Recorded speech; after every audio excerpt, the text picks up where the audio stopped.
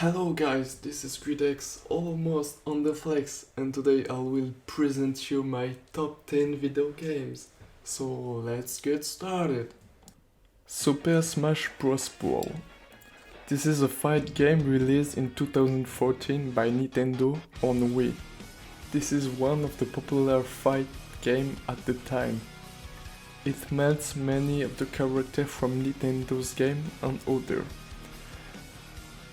You have to choose a character with her costume on a map where you will fight with your friends. There is a percentage of life that you have, and the goal is to eject your enemies out of the screen.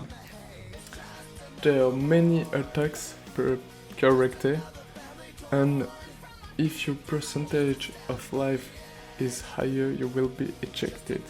Bonus will spawn randomly on the map for helping you, like Pokemon, respawn, and many more. The biggest bonus is the Super Smash Ball. When it spawns, you have to smash it, and then you can perform your super attack. What I really like in this game, this is super to play with friends on the screen, and it's really a casual game, so you don't have to play a lot to be good. And it's not hard to understand. I like to test all the attacks from a character. This popular racing game was released on Wii in 2008 by Nintendo. This game was one of the popular on Wii, then 37 million games were sold. This is the 7th video game the most played on the world.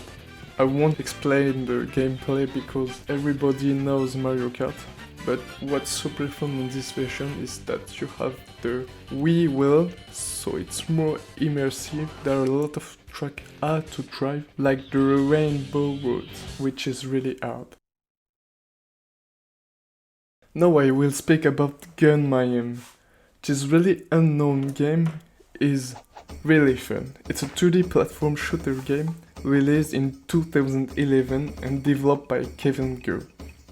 This game is very simple. As Smash Bros, you have a character with a weapon and you have to eject your opponents out of the screen.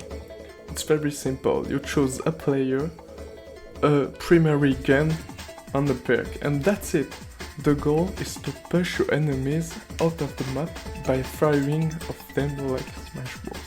There are a lot of modes, really fun, like one hit, one kill, survival, and many others. It's really fun because it's just a web browser game. You just need a web browser and an internet connection. You can play up to 4 players on one keyboard. So it's really fun to play with one friend when you have free time. And I like the minigun, so just look. This weapon is so cool. You have an infinite fire rate. It's so strong. Do you like geometry? Well, this game isn't made for you, because you need to try out this if you want to finish a level. Developed by Ruptop on 2013, this platform on mobile game is very addictive. You control a little cube and you have to make it jump to avoid the spike. You have to complete the whole level without dying. This die and retry game is very cool, and you travel awesome landscape with dope music.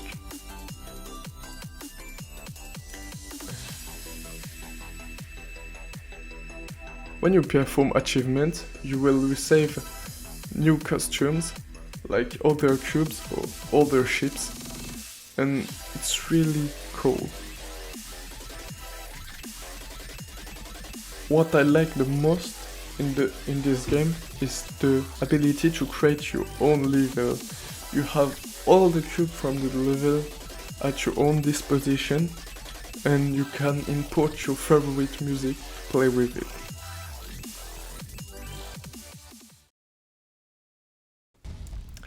Force. This 2D platformer random game was released in 2015 by the Free Life Studio. As a gameplay, you control a player called a bro.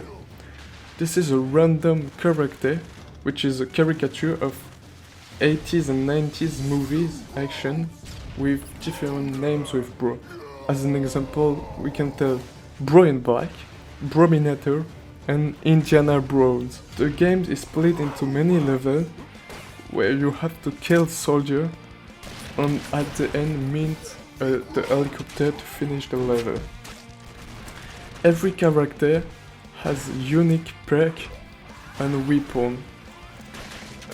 What is really cool in this game is that you can destroy everything, so you can perform a wall in the dirt to attack the enemy or just go and destroy everything. There are also nice items and perks, such as an explosive remote controlled car and super character perk. In 4th and 5th position I will speak about two game opus. This is Uncharted. So we have Uncharted 2 and Uncharted 3. They are both adventure TPS games, and the developer is Naughty Dog. So Uncharted 2 was released in 2009, and I will speak about the synopsis. So you embody the adventurer Nathan Drake 2 years after the first opus.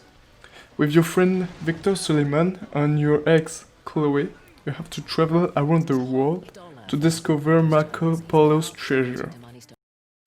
But you're not alone. Your ex-friend Flynn had double-crossed you and put you into jail. He's helping the bad guy Lazarevich, a Serbian war criminal who just wants money. You will travel beautiful landscape like the Shambhala's temple. There are also a big sequences of fighting in a train. In my opinion, the Uncharted games are one of my favorite TPS adventures games. I played the game 8 years after it's released, but it's still beautiful, and you have to know that this game get 3 Game Critics Award, so it means that it's a really nice game. Then we have Uncharted 3 Drake's Deception, released in 2011. So 2 years after the previous game, Nathan Drake and Sully meet a man named Talbot in a pub in London. He's purchasing Nate's ancestor Sir Francis Drake and purchase Nathan's rig. The duo accuse Talbot of giving counterfeit and the fight begins. Unfortunately, Drake's ring is stolen, and we have to discover the secret beyond the ring.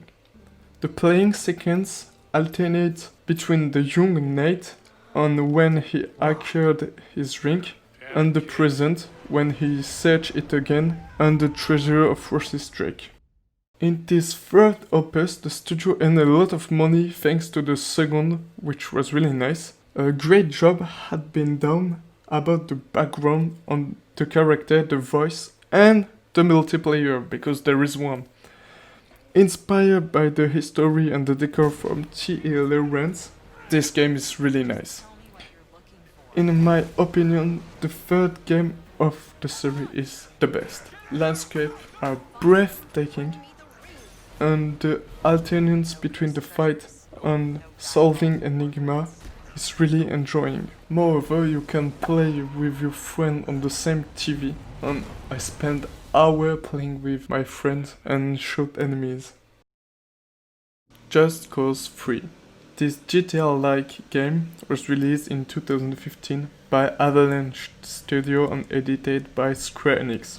You embody Rico Rodriguez, an ex-American agent sent to break the dictatorship installed by Di Ravello on the island of Medicis. On a beautiful island in a South City-like, you have to destroy one by one all the base of the enemy. In this game, you have access to many incredible weapon vehicles, but more important, tons of gadgets. For example, you have a grappling hook and a parachute, which allow you fast displacement, and a wingsuit, which is helpful when you want to take high in a fight. The grappling is also useful when you want to hang elements together. You also have explosive that you can explode and make as rocket launcher, which is really fun. What I like the most in this game is that it's really fun to just destroy enemy without reason, but you can also do troll and, for example, stick out together or send object from moon, etc. Everspace. This game, released in 2017 by the studio Rockfish Game, is a roguelike dungeon shooter. At the beginning of the game, you remember nothing. The EA navigation on the board teach you how to drive the ship and tell you your name, Adam Rosling. You have to travel into deep space sector and discover the truth about your identity. Be careful because you're not alone. As far you will travel, enemy will be in numerous numbers, but you will receive powerful stuff that will help you to keep going through space. There are primary and secondary weapons to shoot enemy, device like shield, teleporter and armor that recharge, and consumables that you can pick when you destroy enemies. You also earn credit when you kill enemies that are safe when you die. Those credits allow you to purchase upgrades on your ship, and also other ship improve some characteristics. Why I chose this game? Because it's really enriching to combine really great fight and exploration time. The magnificent, deep-based landscape, and every time you die, you will restart stronger. The top one, the number one, my favorite game. It's Minecraft.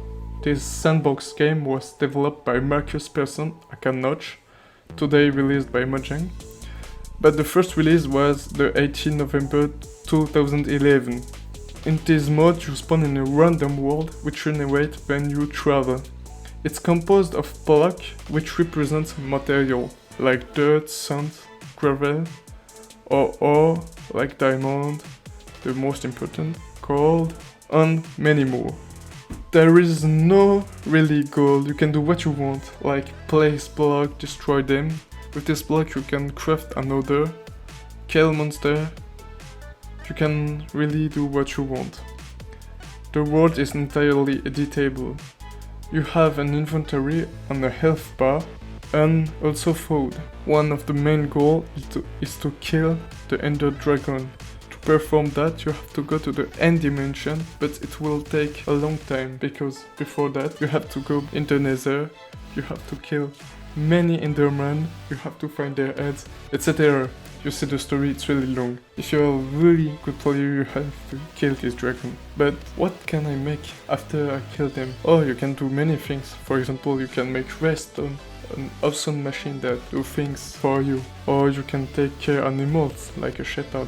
Yeah, you can do pretty many things. Personally, I like the survival game mode, where it's rewarding to achieve also build. I really enjoy to play with friends on a server, even if there can be a lot of problems like your base which explode. And this game is still in updates 11 years after his release. There are snapshots every week or 2 weeks. That's why I still like this game. Thank you for watching this video. I enjoy a lot to do this one. And please give me a good note, mister.